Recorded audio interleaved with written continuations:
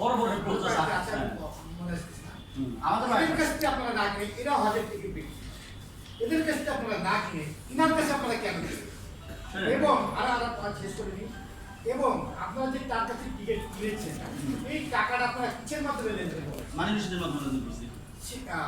এখন বলেন আপনি তার কাছে কেন আপনি আয়টার মালিক না আছেন, তার কাছে কেন? শুনেন, এখানে দুটো একটা হলো ডাইরেক্ট ফ্লাইট। আপনারা জানেন যে সৌদি আরব বিমান ইউএস বাংলা এগুলো ডাইরেক্ট ফ্লাইট। আমাদের যাদের আয়টা, আমরা অনেকেই শুধু ডাইরেক্ট ফ্লাইটের টিকিট আমরা আয়টার মাধ্যমে ক্রয় করি, কিন্তু কিছু ফ্লাইট আছে নন আয়টা, এটা আপনারা যারা এজেন্সি সম্পর্কে জানেন তারা জানেন। নন আয়টা যেগুলো লোকের ফ্লাইট, থার্ড ক্যারিয়ার বলে, এই ফ্লাইটের টিকিট কিন্তু অনেক সময় অনেক আয়টা এজেন্সি দিতে পারে না। অনেক সময় দেখা গেছে অনেকেই কিছু কিছু এজেন্সি, নন আয়টা এজেন্সি, তারা সরাসরি ওই এয়ারলাইন্স থেকে তার টিকিট ক্রয় করে। তো ওরা টিকিট কিংডম মার্কেটিং করছে সারা বাংলাদেশে, তারপর অনলাইনেও মার্কেটিং আছে, অফিসে অফিসে তারা মার্কেটিং করছে যে তারা থার্ড ক্যারিয়ারের টিকিট উমরার যাত্রীদের জন্য একটু মার্কেটে যা রেট আছে এর থেকে সামান্য কিছু কমেও তারা দিতে পারে। এই কথা বলে মূলত এই বিভিন্ন এজেন্সিকে তারা উদ্বুদ্ধ করছে এবং তাদের কাছে মানে টিকিট ক্রয় করছে এবং তারা বিক্রি করছে। সেটা হচ্ছে ওদের তো ট্রাভেল এজেন্সি আছে, আর ওদের তো অলরেডি সিভিল এভিয়েশন আছে। একটা সিভিল এভিয়েশন থাকলে সে টিকিট বিক্রি করতে পারে, সেটা হচ্ছে না। যেহেতু তার সিভিল এভিয়েশন আছে, সুতরাং তার কাছ থেকে টিকিট নেওয়া তো কোনো অপরাধ না। আপনি ইচ্ছে করলে তো নিজেই একটা 10 জন মানুষের একটা গ্রুপ টিকিট পাওয়া যায়, আপনি সেখানে এয়ারলাইন্সের সাথে যোগাযোগ না, এটা ঠিক না। এটা হচ্ছে আপনার এজেন্সিগুলি, এয়ারলাইন্সগুলি আপনি সবাইকে টিকিট দেয় না। ওরা কিছু সংখ্যক, ধরেন যারা বড় বড় টপ 10 আছে, যাদের টাকা হিউজ টাকা আছে, ও গ্রিপ দেওয়ার আগে টাকা হয়ে গেল, ছোট ছোট এজেন্সিদের ওই টাকা দিতে পারে না, সেটা হচ্ছে না। এই কারণে যে 10টা 20টা 30টা টিকিটের জন্য আমি গেলে আমাকে টিকিট দিবেন না তারা।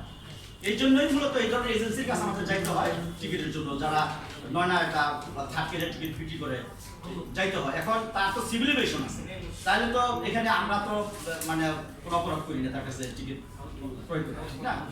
এটাই। আচ্ছা, আমার একটা প্রশ্ন আছে, মামলা তো চলছে, জি, কতদিন চলছে? ভাই মামলা তো সারা বাংলাদেশে 20-25টার মতো মামলা হচ্ছে। সাউথ বাংলার পক্ষ থেকে দুটো মামলা করছি, আরেকটা রেডি হচ্ছে। আপনি কি বলেন? তো এখন ঘটনা হচ্ছে যে আপনারা এই আপনারা আশঙ্কা কেন করছেন যে জামিন হয়ে যেতে পারে তার আগে? একটা জিনিস আমরা দেখতেছি, আমরা একটু আমাদের কাছে কিছু ডকুমেন্ট আছে, যে আমরা সেখানে দেখতে পেলাম যে ওনার নামে, আসলে মহিলার নামে এই পর্যন্ত আমরা মামলার সংখ্যা পেলাম 22টা। এক ভদ্রমহিলার নামে মামলা 22টা। 2014 সাল থেকে ওনার নামে মামলা, তাতে জামিন হওয়ার সম্ভাবনা নাই। 2014 সাল থেকে ওনার নামে মামলা, 2018 সালে মামলা, 2023 সালে মামলা, এবং বিভিন্ন জায়গা থেকে মামলা, একজন ভদ্রমহিলার নামে এতগুলো মামলা। এরপরে উনি এর আগে আরেকটা কথা শুনছি যে উনি অনেকদিন ধরে জেল খাটছিল। আচ্ছা, জেল খাটার পরে ওনাকে কোনোভাবে জামিন করাইয়া ওনার হাজবেন্ড ওনাকে অস্ট্রেলিয়া পাঠিয়ে দিচ্ছে। ওনার ছেলে এবং ছোট মেয়ে থাকে, ওইখানে পাঠিয়ে দিচ্ছে। তো এখনো আমাদের যেটা ভয় যে ওনার কাছে উনি যে কোনো টাইমে বের হইয়া ওনাকে পাঠাইয়া দেওয়া হবে এবং ওনারা চলে যাবে জেল ছাড়বে। জেল যদি সাজা দিতে পারে তাহলে আমাদের এই টাকা, আমি আর এই ভাই দুইজন মিলাম, আমাদের আইটা লাইসেন্স আছে। আচ্ছা আচ্ছা, ওকে, আমাদের এই দুইজনের এখানে যারা আমরা বসছি, আর কারো আছে? আমার ভাইরও আছে, ওনারও আছে। আমরা ওনার কাছে পাইকারি টিকিট সেল করছি। আমি আর ভাইটা, আমি বলতে পারি পাইকারিতে আমি ওইভাবে আমি জানি, আমরা পাইকারি টিকিট সেল করছি। ওনার আরেকটা ঘটনা এখানে ধরা পড়ছে, যেটা আমরা পরবর্তীতে এসে জানতে পারছি। তার আগে আমরা বুঝলে আমরা হয়তো বা, আমাদের তো বুঝি কিছু, আমাদের তো আল্লাহ তাআলা কিছু বুদ্ধি দিচ্ছে, আমরা সরে আসতাম। ওনার যে ট্রেড লাইসেন্স টিকিট কিংডম, মালিক আইরিন আক্তার। আরেকটা ট্রেড লাইসেন্স ওনার পাওয়া গেছে টিকিট কিংডম, মালিক জেসমিন আক্তার। আরেকটা ট্রেড লাইসেন্স পাওয়া গেছে টিকিট কিংডম, মালিক উমায়ের করিম Ifti.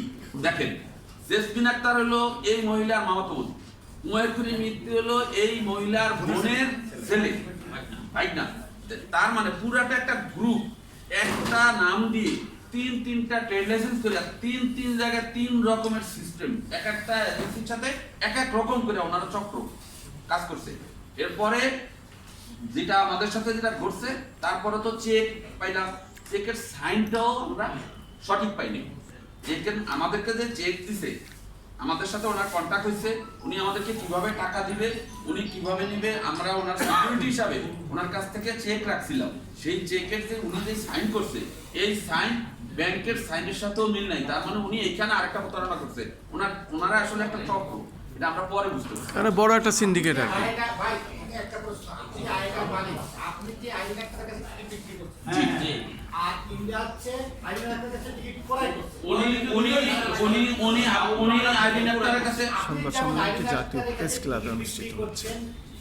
Travel agency ticket kingdom. এবং যারা এই যে এমনি টিকিট কিনছে হ্যাঁ, ওদের কাছ থেকে কিনছে। ইন্ডিয়া কিনেছে আপনার কাছ থেকে। হ্যাঁ, হ্যাঁ। সেক্ষেত্রে আইন ডাক্তারও কিন্তু ইনাদেরকে বাকি দিয়ে থাকে। হ্যাঁ না, আপনি যখন 50টা টিকিট নেন আইন ডাক্তারের কাছ থেকে অর্ধেক জন্য 50টা একটা গ্রুপের টিকিট নেন, তখন কিন্তু হয়তো তিনি না, হয়তো বলে না। আমি আপনার কাছ থেকেও বাকিতে টিকিট নিয়ে নেই। আমি আপনার ভাই, আমি আপনার কথাটা একটু আমি দেখে যেটা আমার যেটা বুঝে আসে সেইটা থেকে আমি বলি। আমরা হলাম আয়টা, ঠিক আছে? আচ্ছা, আমি একটা প্রশ্ন করি, মানে আমি একটা প্রশ্ন যেটা হচ্ছে, আপনাদের যে আশঙ্কাটা আপনারা যেটা করতেছেন, জি। মানে ওনারা যে কোনো